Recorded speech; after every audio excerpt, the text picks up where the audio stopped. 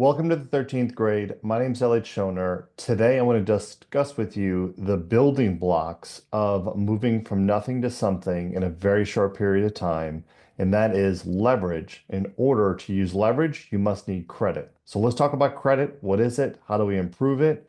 How do we build a credit score that lenders will absolutely love? Let's get into it.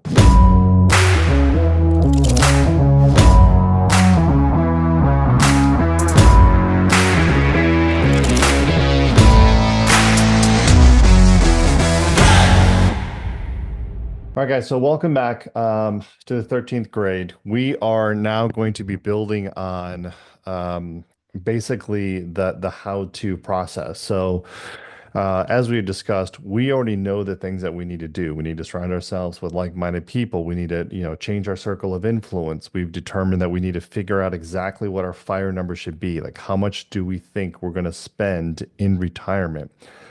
We've talked about how, depending on our situation, we might take two different paths to get to that particular that fire number or that ability to retire early, whether it be the Dave Ramsey method or the Grant Cardone method. And we've shown in our last lesson that basically we identified that if we use leverage, which we use leverage for things like mortgages and to buy auto loans and things like that, but if we use leverage, we have a potential, although it's a little bit of higher risk, to actually supercharge our wealth building. So if we only have 10,000, we could use that 10,000 as kind of almost a down payment on something like an asset or a business, something in that regard, to be able to purchase that business or purchase that asset. And hopefully that asset appreciates over time. It provides us some cash flow.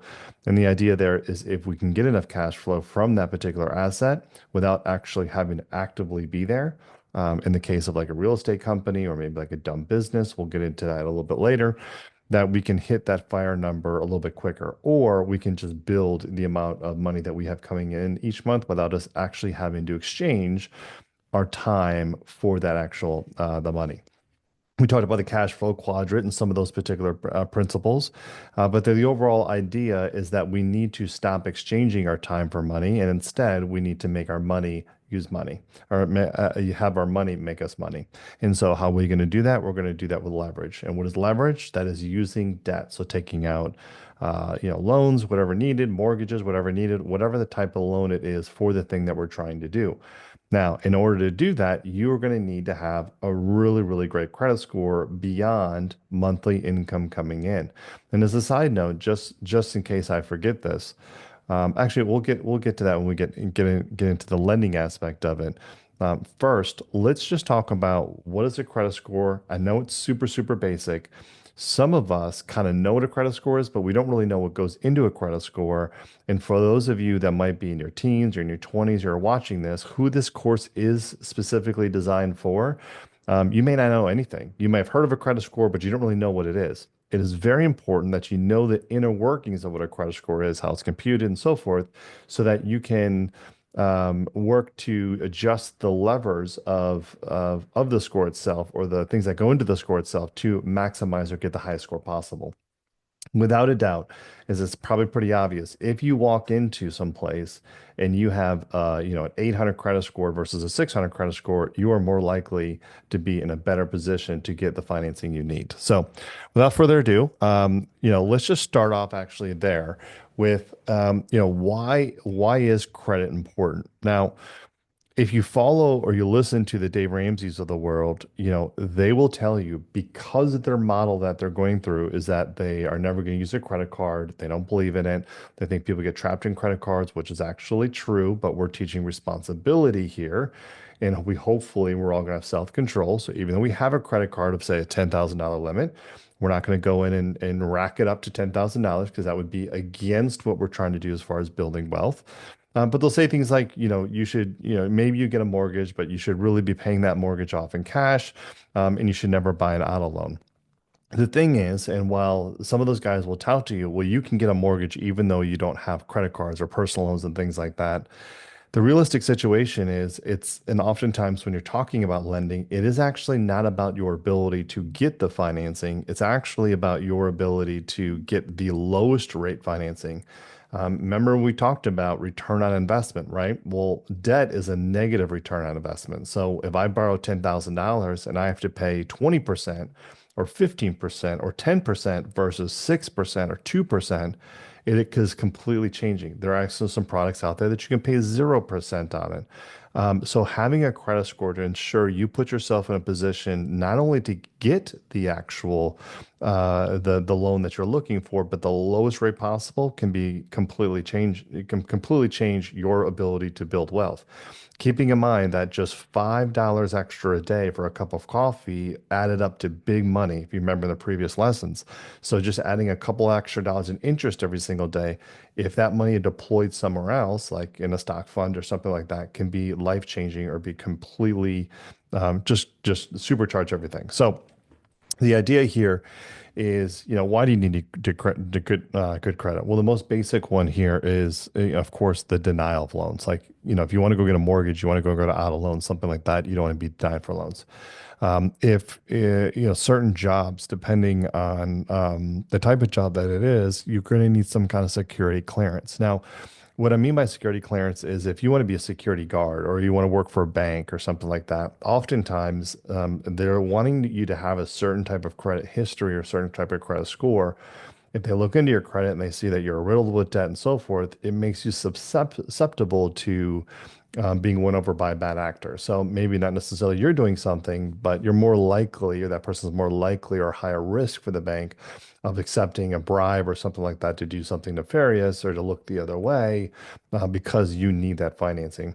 If you look in your credit, and you have great credit, you don't have a lot of debt, you look pretty sound, you seem to be less likely to do that. Whether that's true or not, it is what it is. That's how it works. So as we talked about, as you go into lending options, a higher rate, if you get a 6% interest rate on an auto loan or a 2% interest rate on an auto loan versus, say, a 15% or 10%, it's a completely different payment.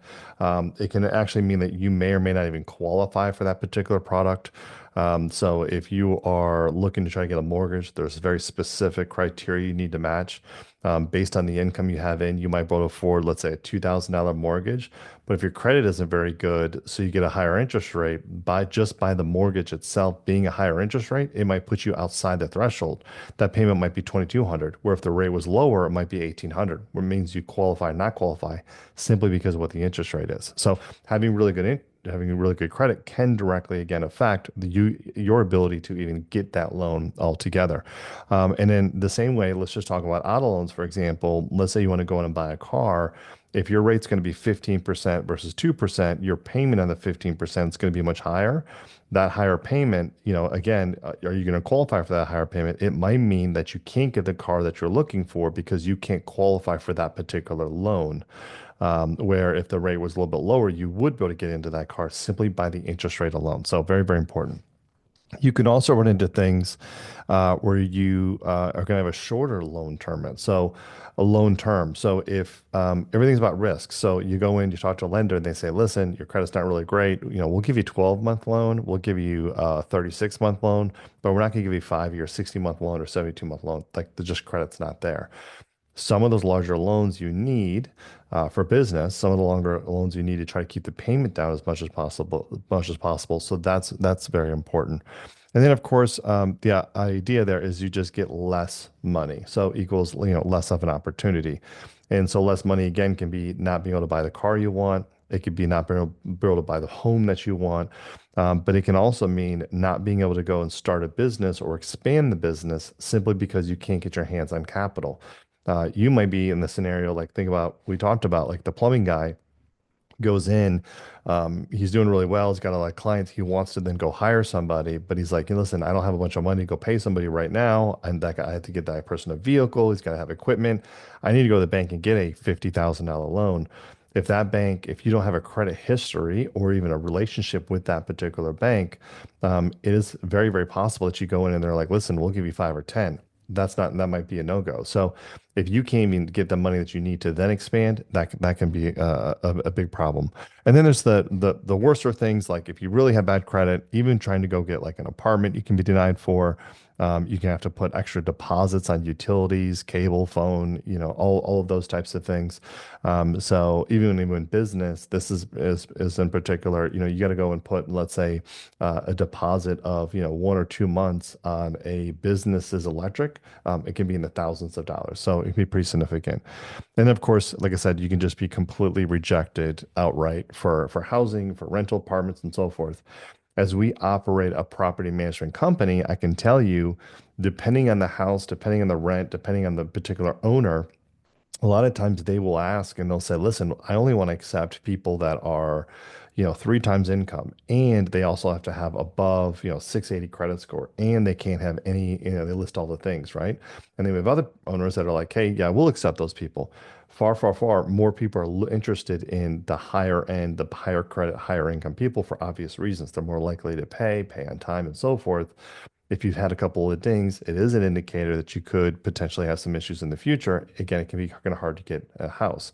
That means you may need to be living in a house that you don't necessarily really like, in a neighborhood you don't like, in an area you don't like, simply because you don't have the credit. So, if I have not stressed enough, your credit, your ability to sort of obtain credit per your credit score and credit history is one of the fundamental core things.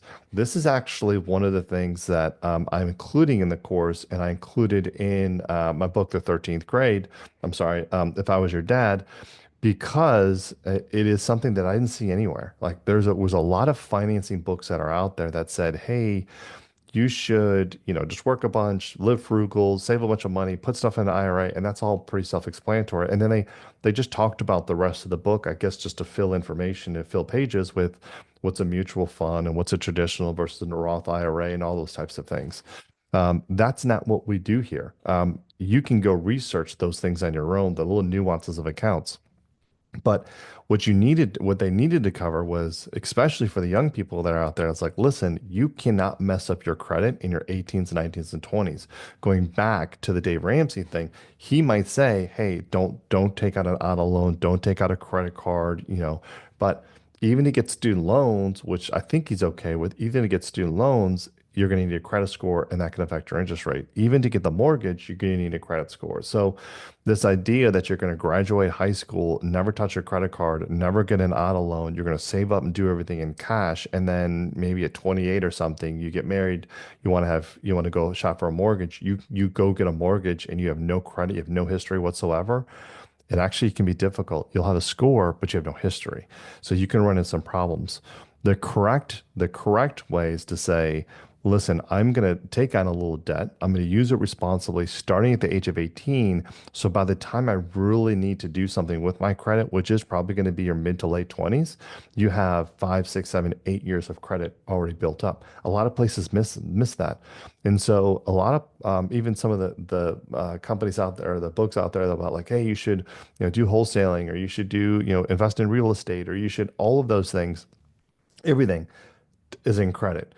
To go and do or sometimes owner financing if you want to buy business or dumb business, or you want to do a franchise, all of that is credit. And so if you don't build up those things, you'll never be able to use it. While I understand the Dave Ramsey approach on maybe you want to buy your stuff in cash, while that is a good mindset to have, maybe potentially going forward, like say when you're 30s and 40s and 50s, to kind of just buy cash on the automobiles, I actually think it's a really, really, really big mistake to do that. Actually, when you're in your teens and you're in your 20s, because you need to establish that foundation. Once you've established that foundation, then we'll talk about more, but then you can kind of leave accounts open. You don't necessarily really need to use them, but they're there. You can strategically kind of take loans out here and there that are really low amounts to establish a pay history, but you need to build that credit score. You want to be in a situation where you have an 800 credit score, a long credit history of 10 plus years, and great income. If you do that, you're virtually unstoppable to get your access to capital or leverage, which again is going to be instrumental in building generational wealth. So I cannot harp on this enough. If you are a young person or you're just starting out, being responsible, not making mistakes is so, so important that honestly, if you get it wrong, if you get this one piece wrong, it can set you back 15 years in your wealth building because you need the leverage and you won't be able to do it with the bad credit. So, without further ado, what I want to do is first of all, what I don't want you guys to do is go out and pay for anything as far as credit score, credit report, anything like that. You can go to annualcreditreport.com every single year and you can pull your own credit report. So you can get access to that. And that is actually just the credit report itself. They're not gonna actually going to provide you the score. Believe it or not, you can actually go to a lot of the different bureaus, Equifax, Experian, TransUnion, and get your credit report as well. And they'll actually give you a score. Oftentimes, though, they try to sign you up for some sort of trial. I do this. I will go there. I will pull my credit through the bureaus directly, and I'll get their score, whatever they're saying that it is, based on the model that they're using at that particular time, just to see what it is. And then I just cancel out whatever the thing I had to sign up. So I just open it up, get the score, get the report, and then immediately cancel. And so that way I'm not charged anything. You should never, ever, ever pay for credit monitoring or any. It just doesn't necessarily make any sense. There's lots of free places, and there's lots of apps that are out there as well. That as long as you're okay with them, like linking in and getting your personal information, they'll update you in your score every single month. For that, they'll send you tons of offers to try to get you to go, like, get credit cards and things like that. Try to refrain from that.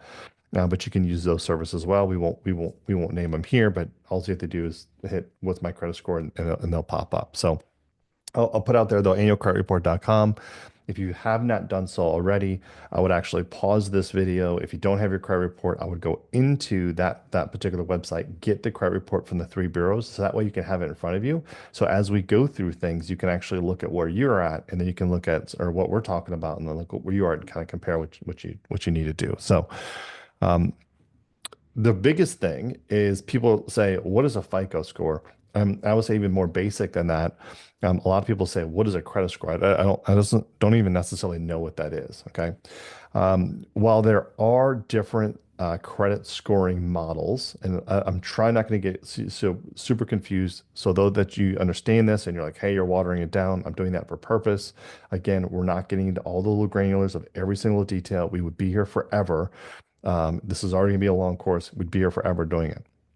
When someone says what my credit score is, in most cases, they're saying, what is your FICO score? Okay. And the reason is because FICO has a monopoly. There are other scores out there, Vantage scores and things like that. Even within FICO, FICO has a bunch of different scoring models. So you could go to one place and get a FICO score, like an auto loan, go another place like a credit card, another place for a mortgage, and they can all have different scores just to be confusing. Which is why, while we're going to talk about scores, we more so focus on what's in the report and doing the right thing, and then let those models do what they do.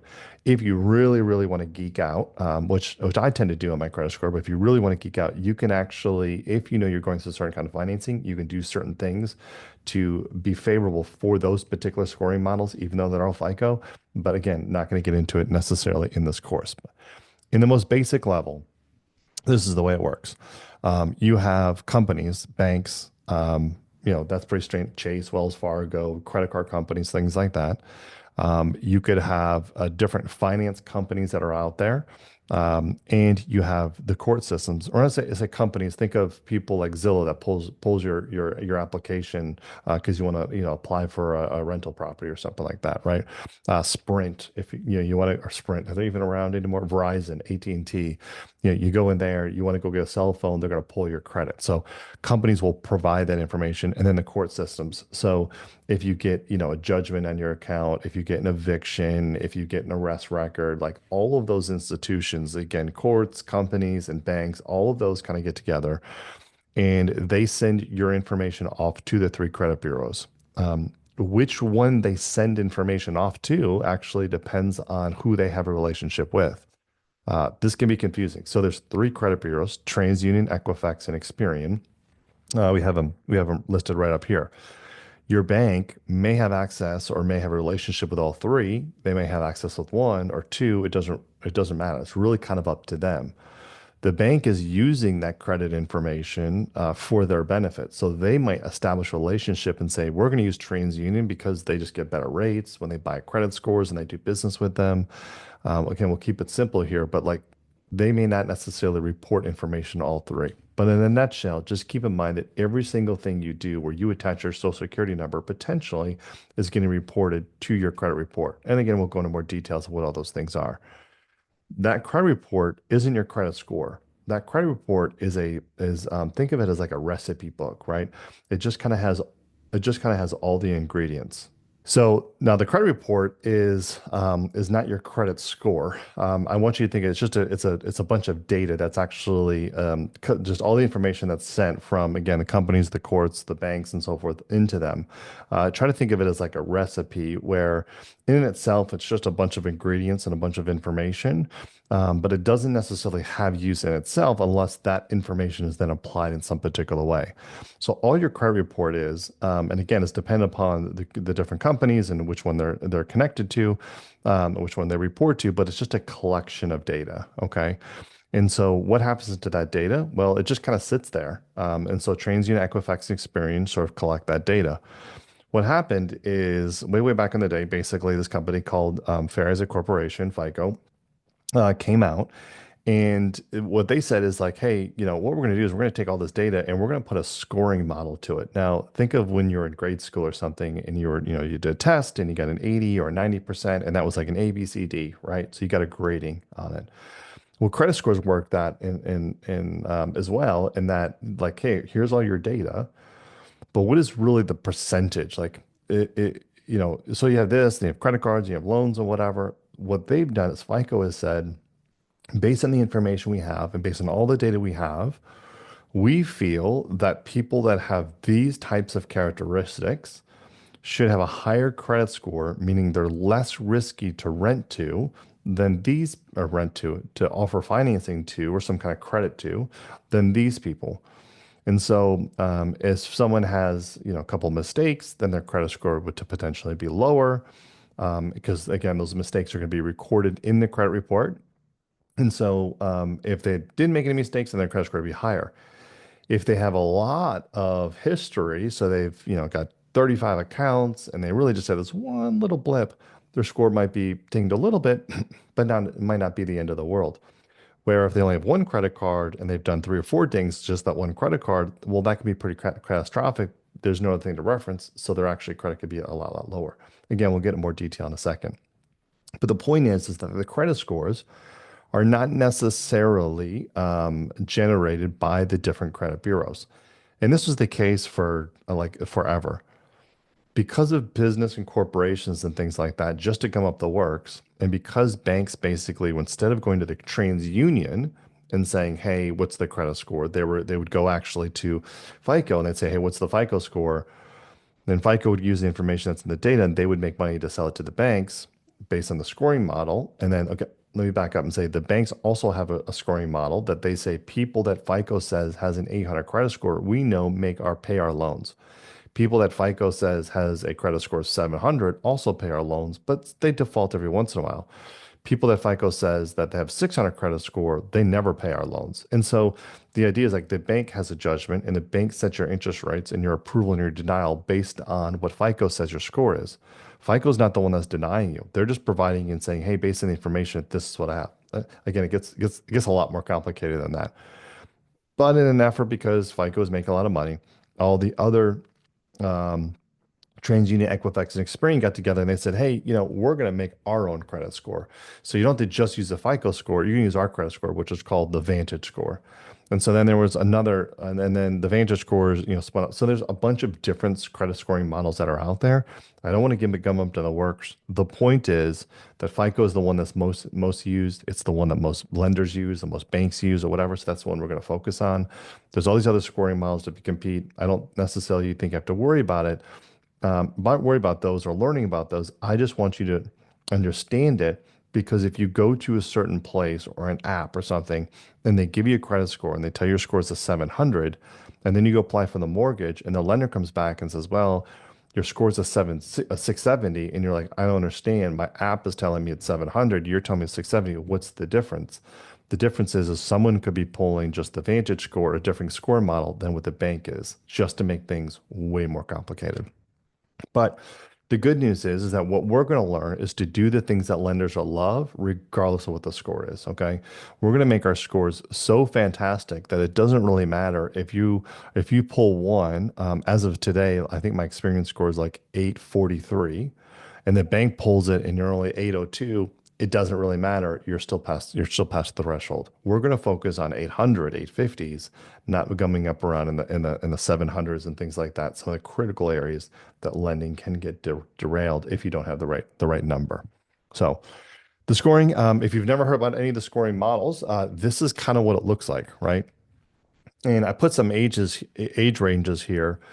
And of course, everything we do when we talk about age and things like that is not necessarily set in stone. It can be completely different. But this is kind of how it works, mainly because a lot of the scoring models that are there are dependent upon you building credit history. Okay.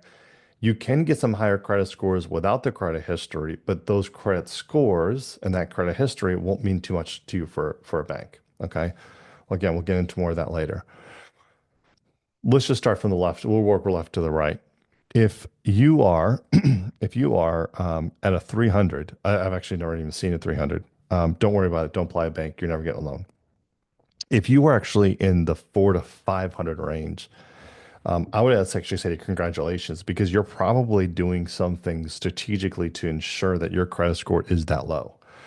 Because usually once your score falls into like the 5 to 600 range, you really can't get credit. So somehow you figured out credit. You got credit when you were in the 5 to 600 range, and you messed that up, and that's why you're like in the 400s. I've seen I've seen 400s before.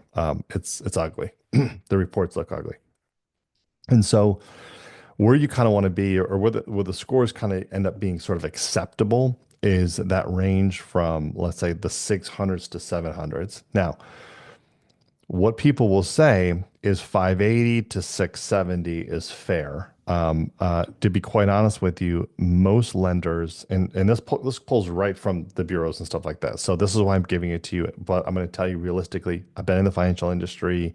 I did underwriting. Like I can tell you, if you're in a 580, you're in a really tough spot to get financing. If you're in 600, also in a really tough spot. Your lending kicks in around the 640 range, and then kind of moves up from there. So for me, like 640 to 670 is kind of like that kind of fair range. Good. Probably overlaps like 670 to 720, very good 720 to kind of 800 and 800 above. That's what I would put for fair, good, very good, excellent. Don't worry about my classification. It's just what I'm telling you.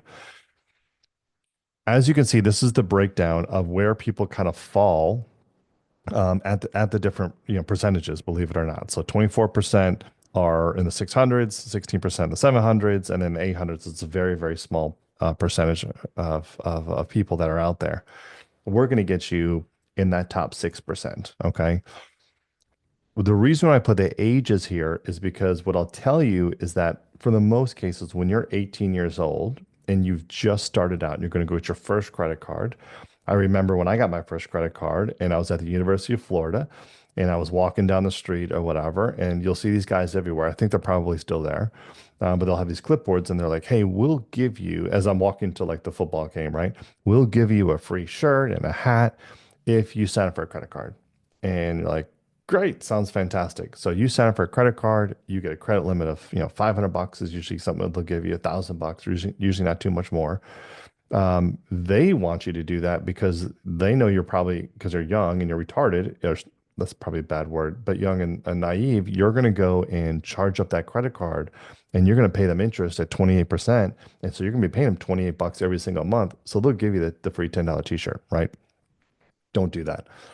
But when you start off, usually you have a credit card that's like you just get a credit card or something like that. You can get an auto loan first or an auto loan, but you don't really have any credit whatsoever. Sure, your scores are usually going to be like kind of in the mid to low 600s because there's just not a whole lot there. They can definitely get there very, very fast if you get something like a credit card, say for $500, and then you max it out. So you have a $500 credit limit and you have a balance of say 480, and then you don't really pay that off. you're maxing out something called credit utilization. We'll get to in a second. That can really drastically affect your scores, and you can be in the 620s and 640s just simply from that. As you build, as you enter into your 30s, normally by the time you're in your 30s, you've had a car payment probably, so you've had a car loan, maybe you've had one or two credit cards, you've been making payments on there, and then you kind of get a mortgage. That's where your score starts to mature a little bit because now there's some meat to it. Maybe you got your first credit card when you're 18, 20 years old. Now when you're like 25, 28, you've got 6, 7 years of actually paying on stuff. And it's also like they probably figure you got an apartment, you probably have a cell phone, they're not seeing any collections or whatever. Like your score can start to increase after that.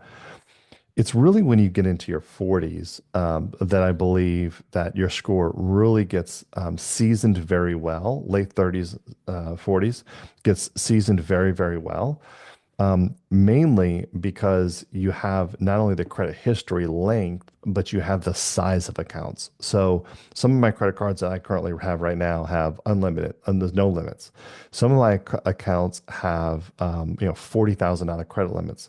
You don't get a $40,000 credit limit at 20 or necessarily even at 30.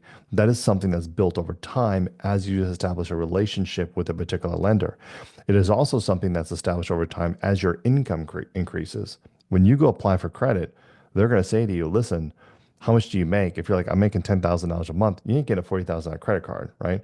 But if you get to the point where like, you're doing well, you're in your like 30s or 40s, you're making, buck 20 a year, maybe you have a dual household income, so you're maybe a 200 household income, you can get a 30 or $40,000 credit card, no problem, as long as you're using that properly and so forth. So those larger credit balances allows you to keep your credit utilization low. And then, of course, having 10, 15 years of paying not only credit cards, but auto loans and mortgages and things like that. It's a nice mix that can get your credit score really up into the 800s, 850s, which is obviously where we all want it. So the FICO score itself. So we know we have a credit score. We know we're going to be ranked on that. We know we really want to be, and here's just the number you want to be. You're really 680 and above. Like you're okay. It's fine, right? So you get the best interest rates out there available, 740 and above. Once you get above 740, it actually really doesn't matter too much. You can get some nicer terms, but the rates are generally about the same. So 740 above is what you're looking for. 680 and above is kind of okay, depending on what you're looking for. You can definitely get a mortgage, definitely get an auto loan, definitely get most credit cards, things like that. But 740 is really where you want to be in the sweet spot. So what goes into it?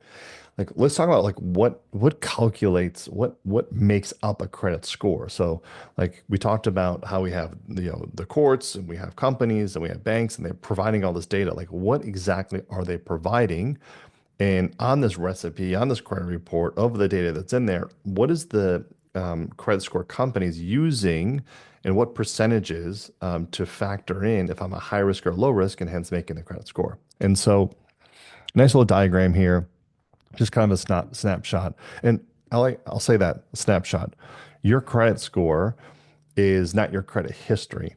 It is a snapshot of where you are at that exact moment.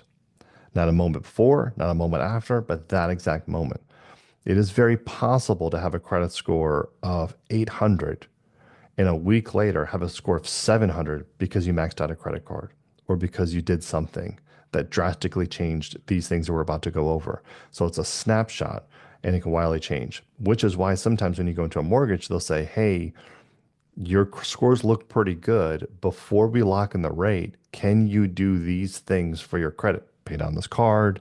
Let's wait for that balance to update, whatever it is, because your score could pop and you'll qualify for better interest rates. So again, it's just a snapshot at that moment. Your payment history is 35% of your credit score. So by far the most important. And that makes sense, right?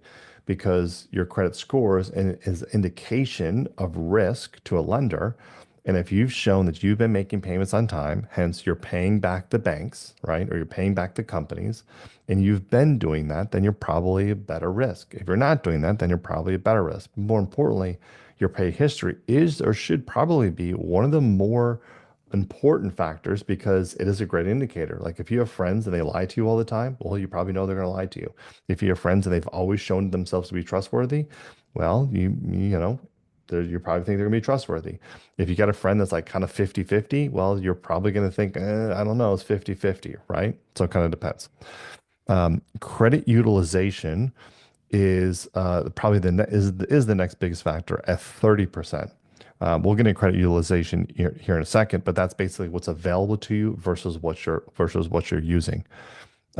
Your credit history, how long your credit history is, new credit. So like, have you gotten a bunch of stuff recently?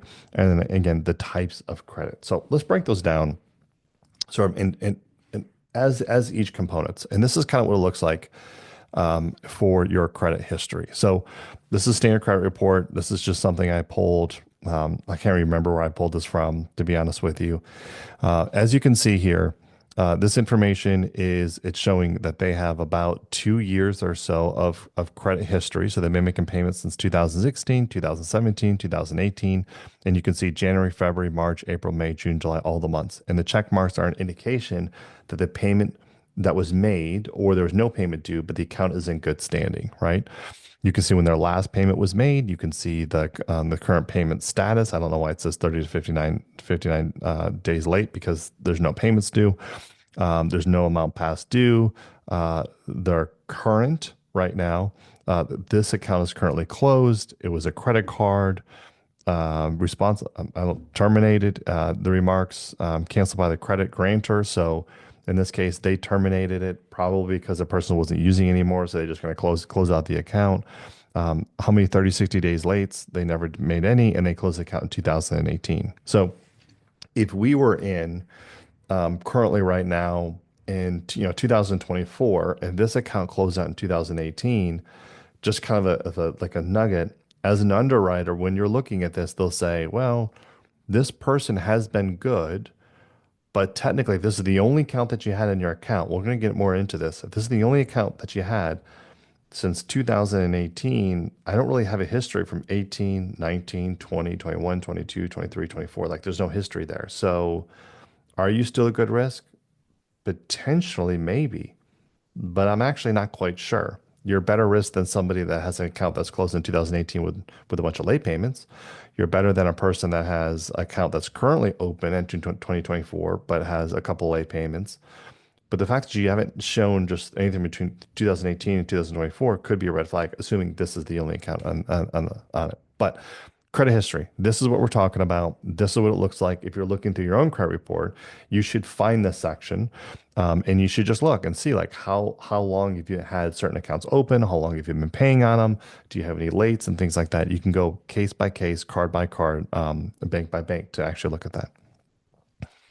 The next one is something called credit utilization. Now, credit utilization I think this graph is better than probably is actually the way it's displayed in the actual credit report itself, because the credit report itself can be confusing. But a credit utilization, what the lender will be looking at is the amount of total credit that's available to you versus what you're using. So, for example, if I have a $500 credit card and I'm using $500 of it, so I've maxed out the credit card, my credit utilization is 100%. Okay. If I have a $500 credit card and I have a $250 balance on it, my credit utilization for that one card is 50%. All right.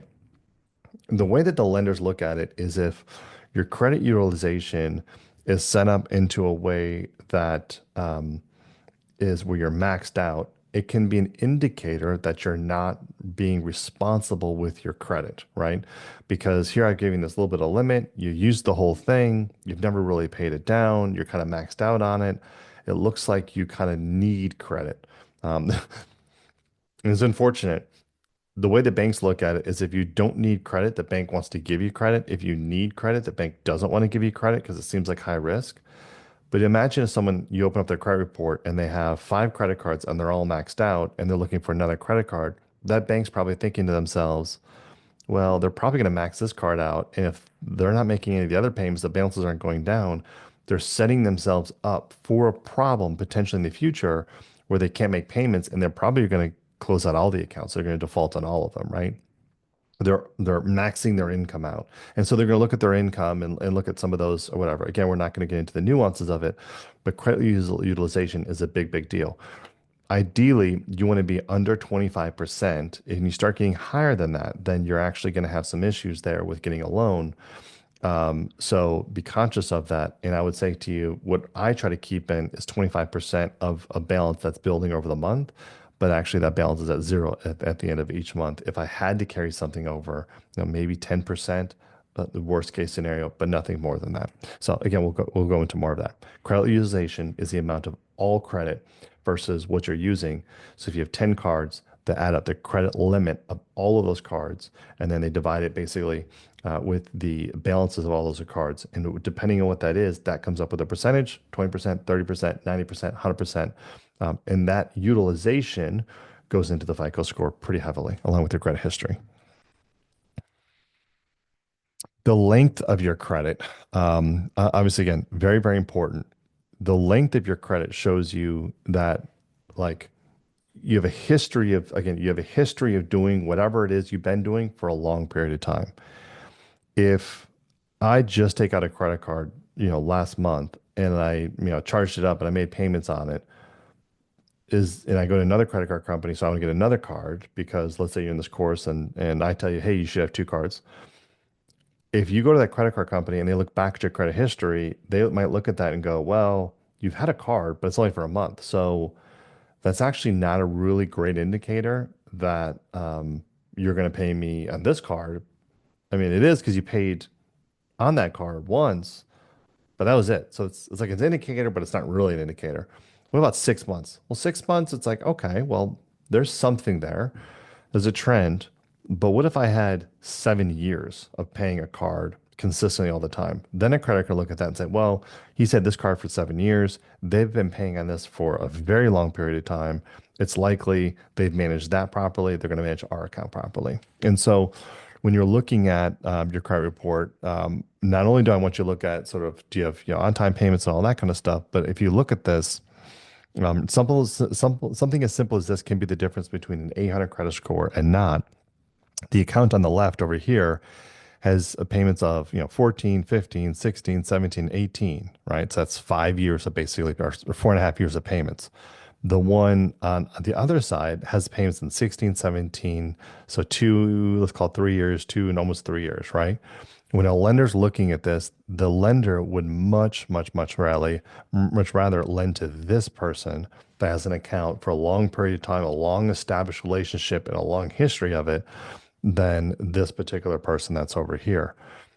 Also, as an indicator, what if you had a card that was in 15, 16, 17 and closed out, and then you had one that was 18, 19, and 20? So you had 6 years of payment history. Is that as good as one card with just 6 years versus two cards with three with one and three with the other?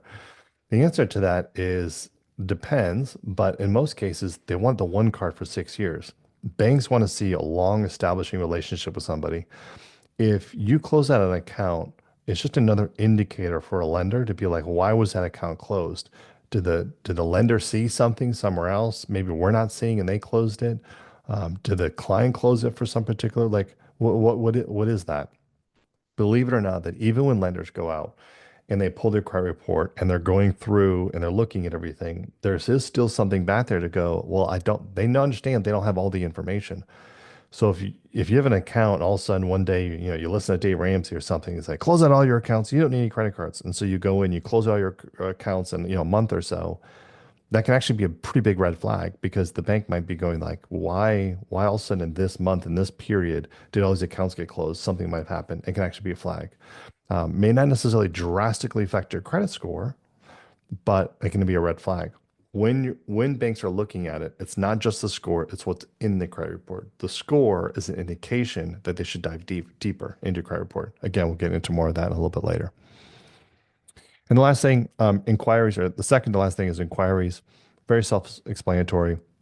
It's basically just who's looked at your credit. That can be an auto loan lender, that could be an insurance person, that could be a mortgage bank, that could be a credit card, that could be AT&T for your cell phone. It doesn't really matter. Any person that pulls over your credit, it gets marked that they actually accessed your credit. And we'll talk more about that here in a second. And then the last one is the type of loans that you have. The type of loans, and we'll go over these, which are, do you have a home loan? Do you have a car loan? Both of those many people get, obviously. Other ones, do you have student loans? Do you have credit cards? Do you have a signature loan, personal loan, unsecured debt loan? God, did you have a payday loan? I hope not. Do you have that? Do you have a mix of different accounts? The lenders actually want to see you have a mix of different accounts. Well, they probably don't want to see you have a payday loan, but they want to see you have a mix of different accounts and that you can handle those or handle a mix of different things.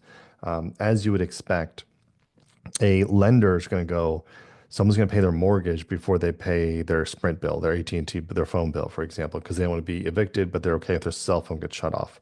So if you've just had credit cards, you can actually be a little bit of a higher risk. If you had a mortgage and a credit card and maybe an unsecured loan, you've sort of juggled all of those and you've made all the payments, they've all been paid as agreed. That's how you get your credit score pretty high. So other things that are actually in your credit report, and I want to go just into some more detail. These are the things that are in your credit report that may not necessarily affect your score, but I want you to understand the terms and and sort of what they are. Okay. So going quick, first identifying information. So if you're looking at your credit report right now, I want you to go to the identifying information and I want you to make sure all of that is correct. I can't tell you how many times I've looked for credit and they're like, oh, your name's different, your address is different. What's that? And I'm like, I don't even know what that address is. Your credit report's not perfect. It does have errors. It is what it is. So go through and you will have like, you'll see your social, you'll see your date of birth, you'll see like past phone numbers, you'll see past addresses. If there's anything in there that's not correct, past names and aliases, I think they call it. If there's any addresses that don't make sense, you need to get those off of your credit report because in some cases, as you go through life, you're going to be challenged on what's in your credit report to as a security protocol. So maybe you're applying for something, and the bank's like, "Hey, I want to make sure this is the person that's applying. Let me challenge you." And they'll ask you things like, "Have you ever lived on this street? What's the name of the finance company for your first car?" And so they do that based on your credit report. If your credit report is wrong, you'll fail all those, and it's a complete headache. So personal identifying information. Oh, and some of your job history and stuff like that can be on there as well. Public records. This would be anything like collections, any kind of charge-offs, anything that went through the court that was actually put on, like that went through the court system. This would be on your account. Collections are obviously the biggest one. Medical bills are our next biggest one, but anything like that will actually be listed in your credit report, along with any kind of evictions that you might get from like a rental property. Trade lines, what I mean by trade lines, it just means the accounts, right? And so when I say trade lines, all I'm saying is here's your mortgage, Bank of America. Here's your credit card, Chase Bank. Here's your auto loan, BMW Finance, whatever. Those are your trade lines.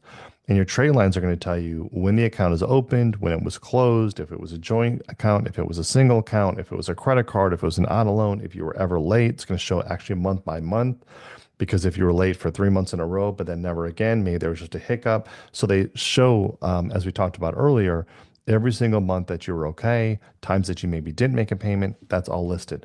This is going to list you what your credit limit is, the highest amount that you've ever reached on that credit card. So if your credit card was like say 30,000 and you charge 28, it'll show you the highest balance you've ever had. And if you paid it down, it'll show your currently monthly payment. It'll show how much your monthly payment is. All the information that another lender would need to determine if they want to give credit to you. Okay, we'll go more of that in just a little bit a bit. And then inquiries. So just like I talked about before, it's going to show two types of inquiries, both soft inquiries and hard inquiries. Hard inquiries are inquiries that you made. So when you go apply to a lender, they're going to pull your credit. You wanted them to pull your credit. They're going to do a hard inquiry. A soft inquiry is oftentimes when a lender is checking up on you to making sure something hasn't changed. So you have a credit card with Chase, for example, you have a long-standing history with them, but they might check your credit every 60 days just to make nothing's changed to make sure they want to still keep an account with you. And so just to go into kind of like what that looks like, and I know we talked about this a little bit earlier verbally, but here's kind of the actual visual of it. You want to go in and you want to submit an application. You go online, you go on an app or whatever it is. You're going to access the bank. You're going to say, "Hey, bank, I want to take out a credit card of, I don't know, whatever. I want to apply for a credit card, set my limit." The credit card company is going to go to the Fair Isaac Corporation. They're going to go through basically an intermediary and say, what is this person's credit? They're going to go to the credit report. They're going to get the data. They're going to pull that data. They're going to come up with a number, a credit score, and they're going to feed that back to the bank. And the bank's going to use that to either determine if they are going to approve you or not approve you. Okay. And so, just to reiterate what I said before, the bank's not coming up with a credit score. The actual credit agencies, TransUnion, Equifax, and Experian, aren't necessarily coming up with a credit score. It's actually a third party.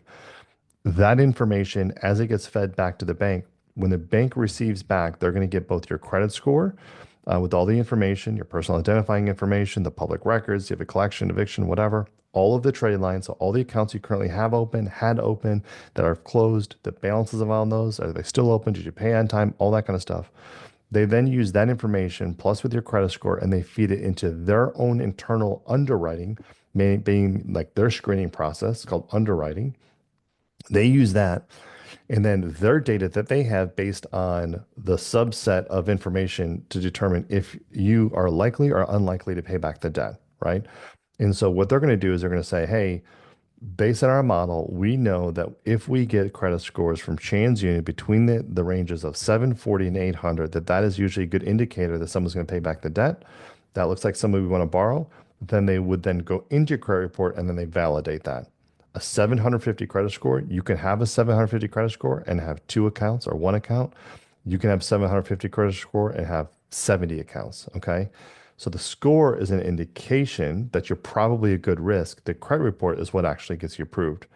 Very rarely does a lender, especially on larger amounts, do they go in to your credit and say, oh, the credit score is, 700, 750, whatever. I'm going to approve them just based on that. Very rare.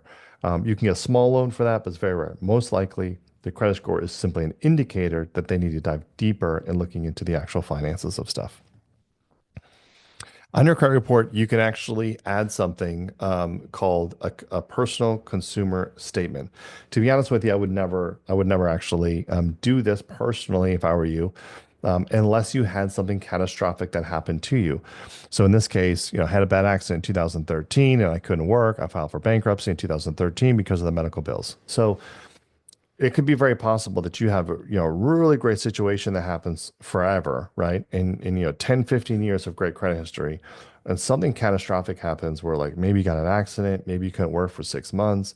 And during that period, you had a couple of late payments and on a mortgage and an auto loan, but then like right after it, you started going, you were good after that, right? So just kind of this little blip. You can write a consumer statement. I'm not necessarily certain how much it would help. It's not going to hurt per se, but you could go in there and say, hey, in this particular time, I got in a car accident.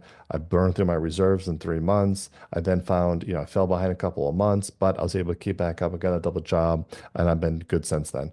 And so by being able to explain what happened, oftentimes that can push you over the edge. If there's someone doing a manual underwriting and they're like, I wonder what happened, in theory, it could get you there. But that is what the consumer statement is. That's it for credit. So the purpose of this part is for you just to kind of get a basic understanding of what's in a credit report, right? And so as we talked about, the main things that you need to know is kind of, is this graph, which is your FICO score is going to be a determining factor in your ability to get financing in the future. You need to get financing in the future because you're going to want to use the money you have, leverage it to get more money to purchase cars, to mortgage, to do businesses, whatever. That is how you're going to supercharge your investing in your wealth building. Your credit score is the biggest indicator that what you're doing, that the data that's in your credit report is correct, or that you're doing the correct things.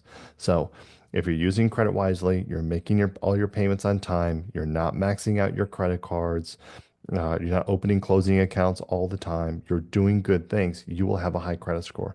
That high credit score, again, is going to offer lower interest rates. It's going to offer more money, longer terms, just everything that's positive is going to be from that. While there are individuals out there in the market, like the day people that follow Dave Ramsey and so forth, that are big proponents of and are going to teach their children to only buy a car in cash. Don't ever get a credit card when you're in college.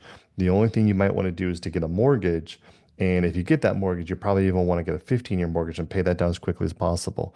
They're going to encourage their children to not use credit at all because, and that's fine, that is a very safe and secure way. If you never plan on using credit, you never need credit. If you never, you need a little bit for a mortgage, but if you never plan on using credit for anything ever, you never plan on using leverage, then you don't necessarily need a credit score. However, for 99% of us, we're going to use credit and for a small, bigger percentage of that, those that want to move from nothing to something in a very short period of time, really supercharge themselves, really build generational wealth, are probably going to have to use credit at some point in time down the way, even if it's just something as modest as buying an investment for a real estate property or buying an asset like a business or something. You're probably going to use it, even if you're not using some of the things that people don't necessarily like, which is an auto loan or a credit card.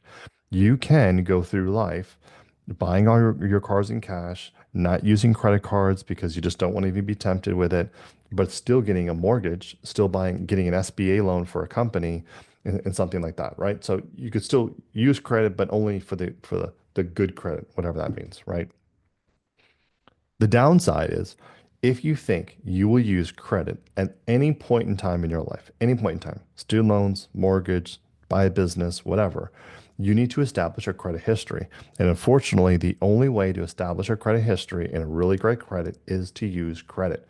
You need to show, you basically need to, date, if you will, like you need to show a long credit history, build a relationship with banks, with creditors, TransUnion, Equifax, and Experian through the use of their products, right? That doesn't mean you need to go crazy with it. And I highly, highly, highly would caution anybody that's young, that is living paycheck to paycheck. It is extremely important that you never get into debt to a point where you can't pay it off. But it's likely that you're going to have to go get a credit card when you're 18, 19, 20 years old, probably when you're in college. And if you're smart, what you'll do is you'll charge whatever it is, and then you'll go home, you'll pay it off at the end of the week. And you'll charge it and you pay it off, and you charge it and pay it off. And you'll build a relationship that with a bank and with a credit card company that you can use that responsibly over time. That card will get larger, the credit increases will get larger. And again, long story short, you'll establish a relationship. I would recommend you go purchase your first car using an auto loan, especially if it's a larger purchase, like buy a car for 5, 6, 7,000. While if you even have the cash, I had someone come to me, a young person, said, "Well, I have the cash to go buy a car for 15,000. Should I just buy cash?" And I said, "Absolutely not. Take the 15,000, put it into an account, go get the car loan for, $15,000 or whatever, set up automatic payments to that particular account. And I want to see you making on that auto loan payment for a year, 2 years. And then after about a year, 2 years, then you can close it down." That's going to be crazy for most people because they're going to say, why would you pay 7 or 8% interest? This is important. Why would I pay 7% interest, 7 or 8% interest on a vehicle that I have the cash to pay for? And not only just work to go pay for it, but literally have the money sitting in an account. Why would I go do that? And why would I take the interest and pay it more basically for the car when I could just buy it in cash? And the reason why you do that is you pay when you're young and you have a $10,000 car and you're going to put 6% on it, and you're going to pay 6% on $10,000 for 2 years. I'd much rather do that than pay 5% on a mortgage when I could have gotten 3% on 400,000 or half a million. I would rather pay a little bit interest from young to establish relationships with banks on smaller accounts, because account size doesn't matter, so that when I need credit, I get the lowest interest rate, the longest terms, and the best terms on the big stuff. I cannot tell you how many mortgages are in my name right now that are sub 3% or 3% that are amazing that I would have never gotten if I didn't have that 850 credit score.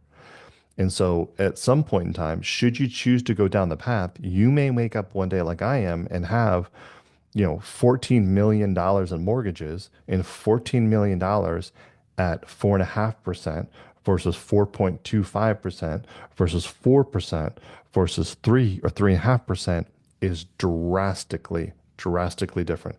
Remember when I was talking about the Starbucks example, even just $5 a day adds up to big money? A great credit score, a credit score that lenders will absolutely love, will ensure that you have the best terms and the best financing, which means that your money makes more money even quicker. You reach financial freedom quicker. And that's the point.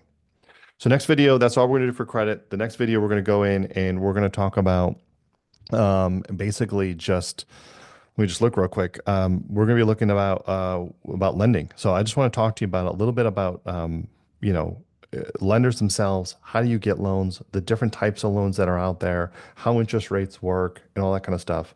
This is going to be an important part because if we're using leverage, we really need to understand what the lenders are looking for so we can build a credit score that they'll absolutely love.